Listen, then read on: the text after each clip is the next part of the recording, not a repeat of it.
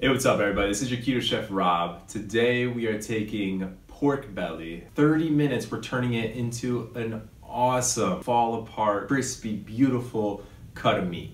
And I'm so excited you guys found this recipe. Make sure you subscribe, hit the bell icon so you know when I come out with a new video. Let's jump right in and do this. So I was able to find some pork belly at Whole Foods, but if they don't have it, your local butcher 100% will. So we're using the Instapot here. It's just an electric pressure cooker. If you have a stovetop one, that'll work too. 30 minutes. I'm gonna hit the little stew/meat button. Now the seasoning for this pork belly is so simple. Salt, pepper. I'm not even gonna make you go out and buy fresh thyme or oregano. If you have it, go ahead and use it. But honestly, here, you can get away with just salt and pepper. What's important is you take a clove of garlic, or rather a whole head in this case. I just cut it in half and I threw it in there.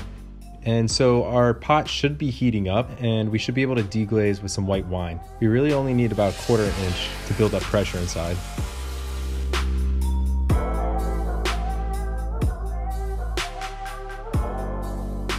All right, so half an hour later and the texture is completely transformed. It took this pretty thick, cheap cut of meat with a lot of fat and it rendered out a ton of fat and it made the meat really supple. And you'll see when you do it for yourself, but it completely changes the texture of this. So at this point, you can go ahead and slice it up, put it in your fridge, keep it for breakfast. I'm gonna let it rest and I'm gonna put it on kind of like an Asian salad. I'm gonna take a little bit of cabbage, some endive leaf. I'm gonna make like a little Asian vinaigrette dressing.